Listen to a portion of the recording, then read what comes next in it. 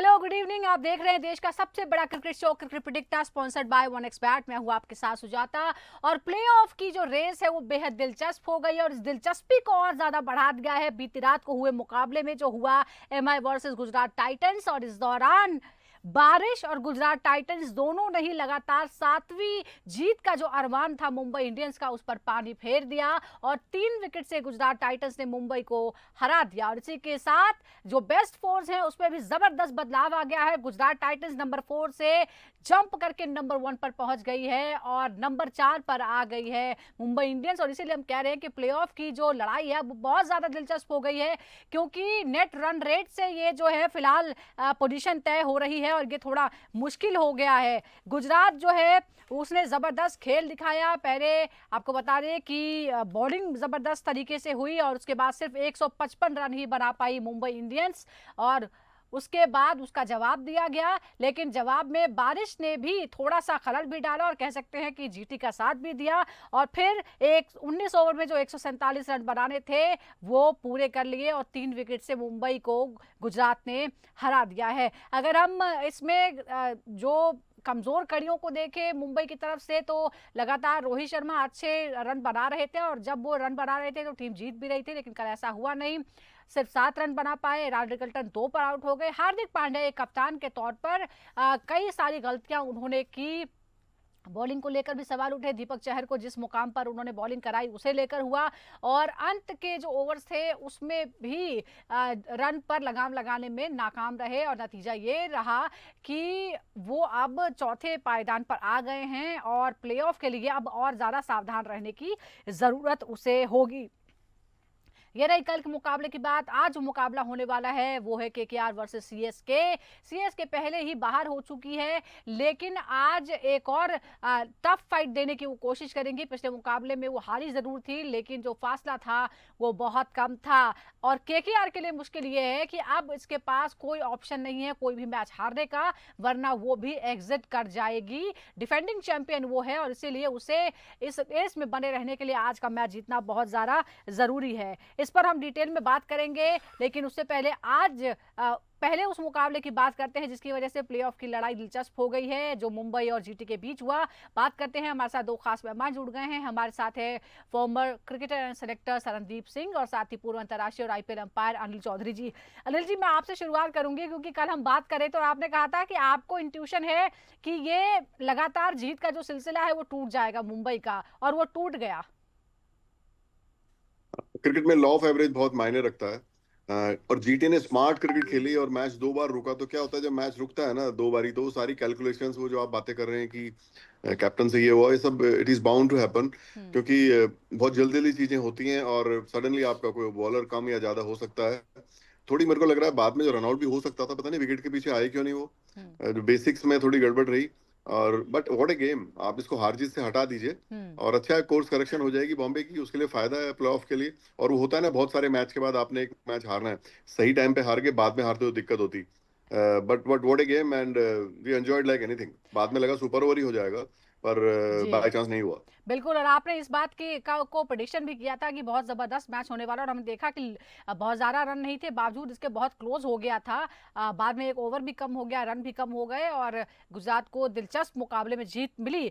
लेकिन सरनदीप जी, आप क्या कहेंगे, क्यों ये जो नतीजा हुआ वो कैसे हुआ, और अब प्लेऑफ की रेस के बारे में आप क्या कहेंगे? अब देख रहे हैं धड़ाधड़ एक एक मैच जो है वो बहुत कुछ डिसाइड कर रहा है। नहीं, बिल्कुल। कल अगर मुंबई इंडियंस की बात करें तो कुछ ऐसा गुजरात टाइटंस के गेंदबाजों ने कुछ खास नहीं किया। हम्म। जितने भी विकेट थे वो थ्रो किए गए। अगर आप पहला रिकल्टन का विकेट छोड़े कि ठीक है वो एक शॉट चेक किया, आउट हो गया। उसके बाद रोहित शर्मा जिस तरह से वो बैठ के पैडल्स भी मारते थे, उनको पहले ऐसे कभी नहीं देखा फाइनल के बाद। तो वो विकेट छोड़ के मारने लगे। वो ऐसा गेम नहीं खेलते, वो कोशिश करते हैं कि पहले थोड़ा एक अच्छा स्टार्ट लेते हैं, उसके बाद फिर इम्प्रोवाइजेशन करते हैं। वो हो गया। फिर सूर्य कुमार यादव वेल सेट थे, कोई जरूरत नहीं उस ओवर में ऑलरेडी एक छक्का 3 सिंगल्स आ चुके थे, वो गलत शॉट मारी। उसके बाद में 2 बार डीआरएस हो चुका है। विल जैक्स फिर एक लप्पा मारे, फिर एक बड़ा शॉट मारते, वो भी आउट हो रहा है। उसके बाद तिलक वर्मा है, उन्होंने मिड ऑफ के ऊपर से वो भी आउट। फिर नमन धीर एक यंग खिलाड़ी, एक मौका मिला है, ये टाइम है। वो अच्छी बैटिंग कर रहा था लेकिन उतने ओवर नहीं मिल रहे थे, तो 25-30 बना रहा था। आज मौका था 70-80 बनाने का, एक 70-80 स्कोर तक जा सकता था, उसने भी खराब शॉट खेला। तो इस तरह से ऐसा कुछ लग नहीं रहा था। गुजरात टाइटंस भी हैरान थी कि 3-3 कैच छोड़ने के बाद ये क्या कर रही मुंबई इंडियंस, आज ये किस तरह से बल्लेबाजी कर रही है। तो वो उनको तो आपने झोली में ये मैच दिया लाके मुंबई इंडियंस ने।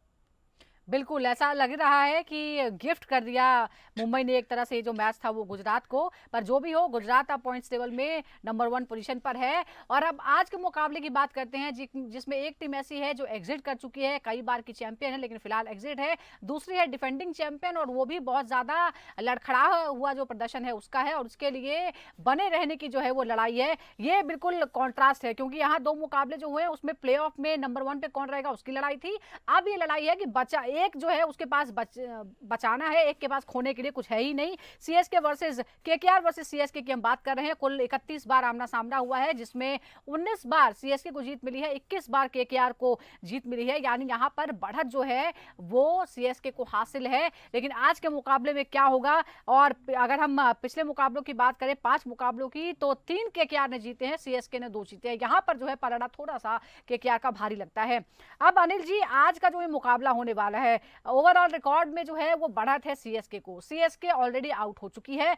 अब केकेआर को प्लेऑफ की दौड़ में बने रहने के लिए ये बहुत ही इंपॉर्टेंट मैच है। लेकिन ये भी बताया जा रहा है कि बारिश का साया इस मैच पर भी पड़ सकता है। बारिश का मतलब है कि फिर जो टीम बाद में बैटिंग करेगी उसको थोड़ा एडवांटेज रहेगा।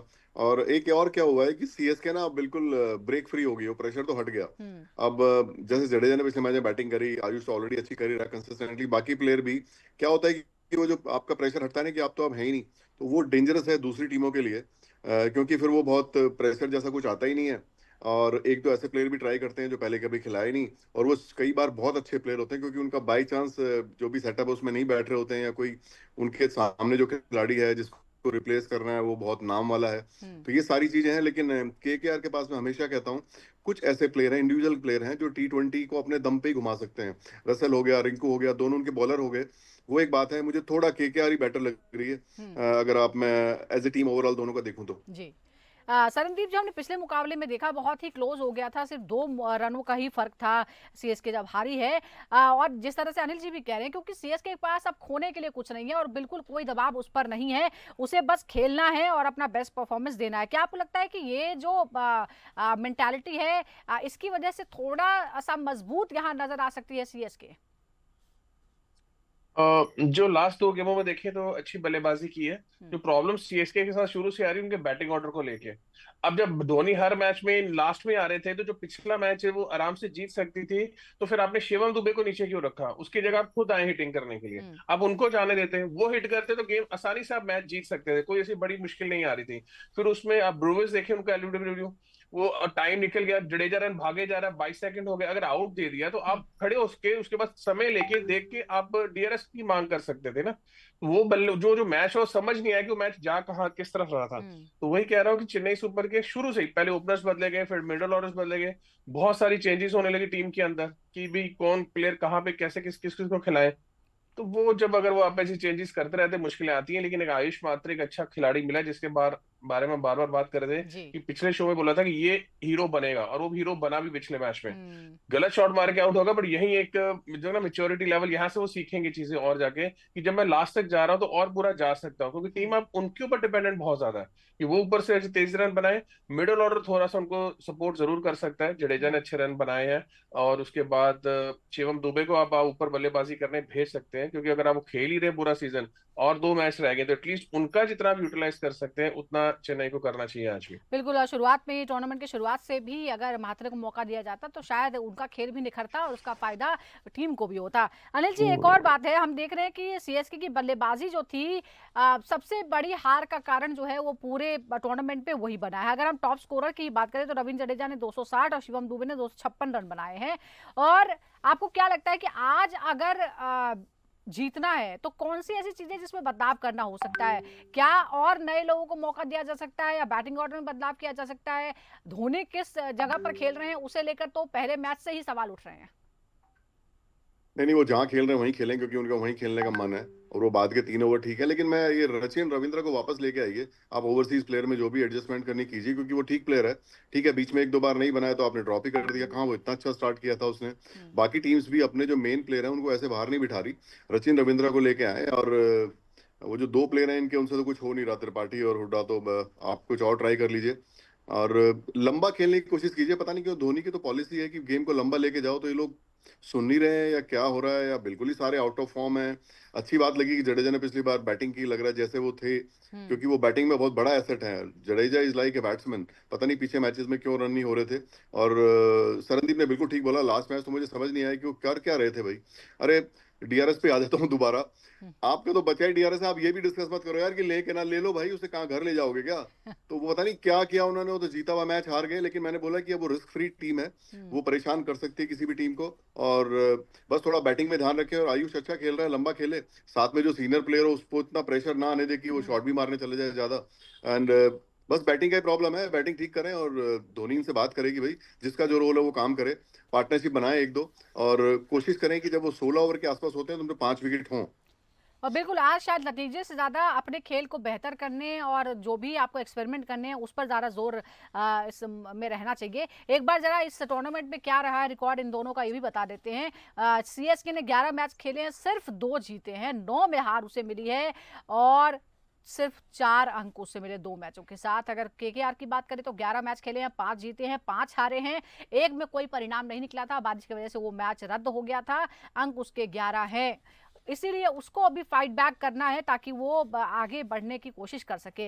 अगर हम चेन्नई सुपर किंग्स के शीर्ष बल्लेबाजों की बात करें तो जैसा बताया, रविंद्र जडेजा ने 260 रन, शिवम दुबे 256, सचिन रविंद्र 191, ऋतुराज गायकवाड़ 122। हालांकि वो कुछ ही मुकाबलों के बाद बाहर हो गए थे, तो ये रिकॉर्ड है। इसके अलावा जो गेंदबाज है सीएसके के उसकी बात करते हैं। नूर अहमद ने 16 विकेट लिए, आसिफ ने 14 विकेट, मथीसा परिथाना ने 12, रविंद्र जडेजा ने 11 विकेट लिए। केकेआर की तरफ से अगर हम विकेट टेकर्स की बात करते हैं तो वरुण चक्रवर्ती, वैभव अरोड़ा ने 13, वरुण चक्रवर्ती ने 22, हर्षित राणा ने 13 और सुनील नरेन ने 13 विकेट हासिल किए।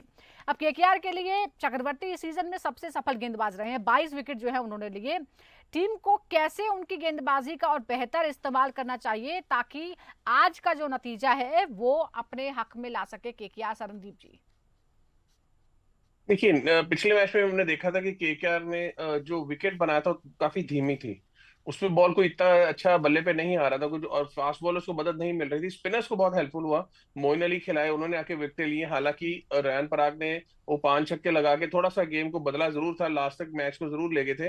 बट वो विकेटें इस तरह से बनाई जाती कि जिससे वरुण चक्रवर्ती, सुनील नारायण, और अगर मोइन अली आज दोबारा खेलते हैं तो उनको वो फायदा वहां पे मिल सकता है, क्योंकि उनकी ताकत उनकी स्पिन गेंदबाजी है। इस सीजन हर्षित राणा उतनी अच्छी गेंदबाजी नहीं कर रहे, उन्होंने खुद ने एडमिट किया कि बॉलबाजी नहीं हो रही। आपके वैभव अरोड़ा वो नए बॉल से अगर विकेट नहीं ले रहे तो बाद में वो गेंदबाजी में नहीं आते, रह दे के आपके पास फिर आंद्रे रसल रह जाते कि वो आके आपके लिए गेंदबाजी करें। बट यहाँ पे केकेआर को कोशिश करनी पड़ेगी कि अच्छा विकेट बनाए, क्योंकि उनकी ताकत उनकी बल्लेबाजी है। सुनील नारायण अगर ऊपर से अच्छे रन बनाते हैं, अगर वो एक बार दोबारा से चल गए, क्योंकि फिर वो बहुत जल्दी 6 ओवरों में 70-80 रन आपके लगा देते हैं, फिर आपको एक प्लेटफॉर्म मिल जाता है कि जहां से आप 200 के आसपास जा सकते हो। और केकेआर के लिए तो डू और डाई है, हर गेम आपको जीतना है, और अच्छे मार्जिन से जीतेंगे तो कहीं ना कहीं अगर पॉइंट्स टेबल में बराबरी करते हैं तो ये ना हो कि रन रेट से पीछे रह गए, तो रन रेट को भी उतना बेहतर करना पड़ेगा उनको। बिल्कुल, और अभी प्लेऑफ में जितने भी जो बेस्ट 4 अभी फिलहाल नजर आ रहे हैं, सब जो हैं वो रन रेट की वजह से ऊपर नीचे हो रहे हैं। एक बार मैदान के बारे में बात कर लेते हैं। ये अपना मैदान है, ईडन गार्डन्स का मैदान है। 99 मैच जो खेले गए हैं, पहले बल्लेबाजी करते हुए जीते गए मैचों की संख्या है 42, यानी 42% ही है। दूसरी बल्लेबाजी करते हुए जीते गए मैचों की संख्या है 56, यानी प्रतिशत में थोड़ा फर्क है। टॉस जीत कर जीते गए मैच है 51, टॉस हार कर जीते गए मैच है 47। अब अनिल जी, आप जरा इस मैदान को और अच्छे से जानते हैं, ये जो मैचेस के हिसाब से 56 बार लक्ष्य का पीछा करने वाली टीम ने जीत हासिल की है, इसके लेकर आप क्या देखिए कहेंगे? वैसे भी क्या मौजूदा हालात में सीएसके के पास इतनी इतनी बल्लेबाजी है कि अगर उसे पीछा करना पड़े, चेज करना पड़े तो वो जीत सके? नहीं नहीं, वो बैटिंग करके ही जीत सकते हैं। उनके पास 2-3 लोग हैं ऐसे जो मैच जिता सकते हैं। और फास्ट आउटफील्ड है, ग्राउंड छोटा है कंपेरेटिवली, और जैसे मौसम का बता रहे हैं, अगर कम ओवर का मैच हो तो बाद में बैटिंग करना तो और भी यूजफुल है, क्योंकि आपको पता होगा क्या हम्म, बनाना है, कितने विकेट आपके हाथ में है। हाँ, अगर मौसम खराब है तो ड्यू तो नहीं होगी आज, हम्म, क्योंकि जब भी बादल या हवा होते हैं तो ड्यू नहीं आती है, एक अलग टेक्निकल फैक्टर है।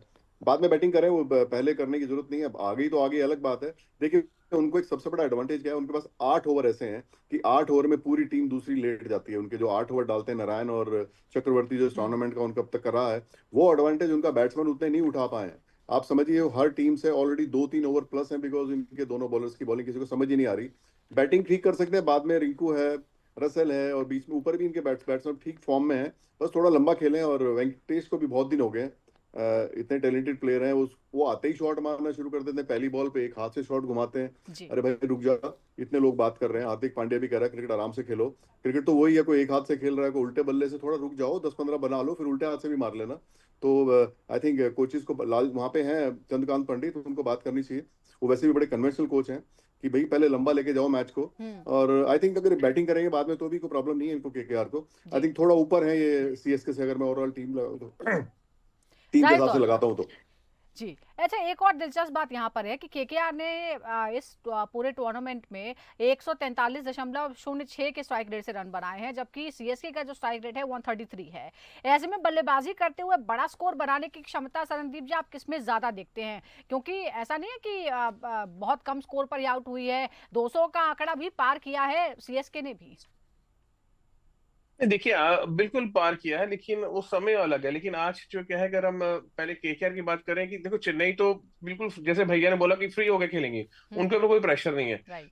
केकेआर के ऊपर गेम मेनली तो प्रेशर केकेआर के ऊपर है ना, कि वो किस तरह से बल्लेबाजी करते हैं, किस माइंड सेटअप के साथ जाते हैं। क्योंकि उनके पास अभी देखिए, आपने रमनदीप का ठीक तरह से इस्तेमाल नहीं हुआ, रिंकू सिंह ठीक तरह से इस्तेमाल नहीं हुए, हम्म, आंद्रे रसल की बारी एक ही मैच में आई है, वेंकटेश अय्यर अपने रन नहीं बना रहे, लेकिन जो बना रहे हैं ऊपर से अजिंक्य रहाणे, उनको चाहिए थोड़ा सा और लंबा खेल सकते हैं।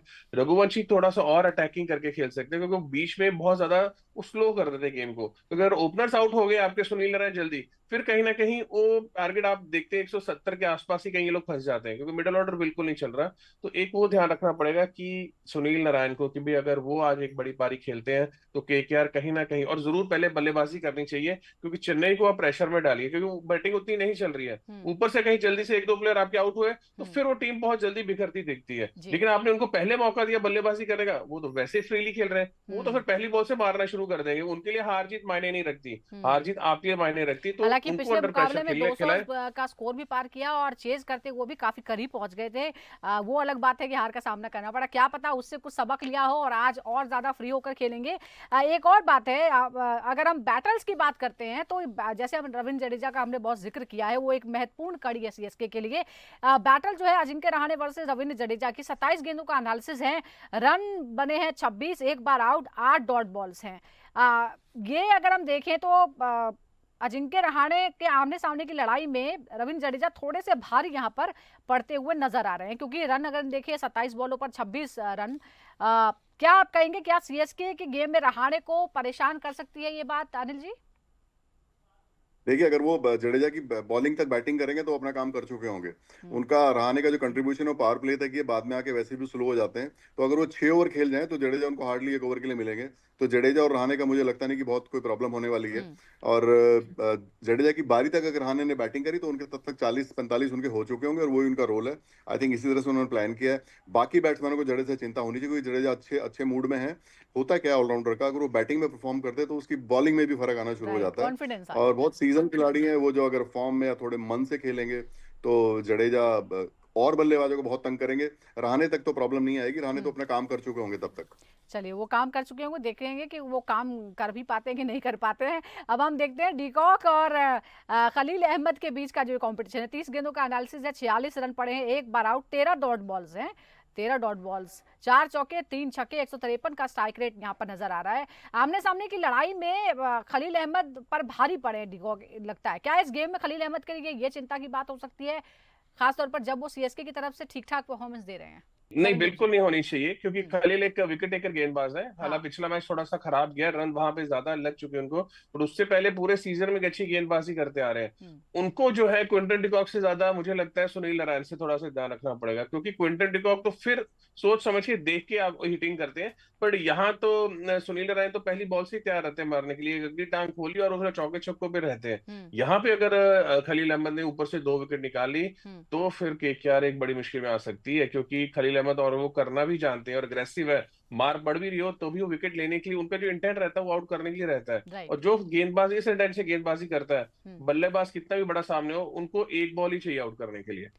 अच्छा, एक और जो अभी आपने सुनील नारायण का नाम ही लिया है, लेकिन उनके सामने जो है वो है महेंद्र सिंह धोनी, और ये आंकड़े थोड़े से अलग हैं कंपैरेटिवली। 75 गेंदों में 39 रन, 2 बार आउट, 40 डॉट बॉल्स, 75 में से 40 डॉट बॉल्स हैं, यानी 50% से ज्यादा, एक चौका कोई छक्का नहीं।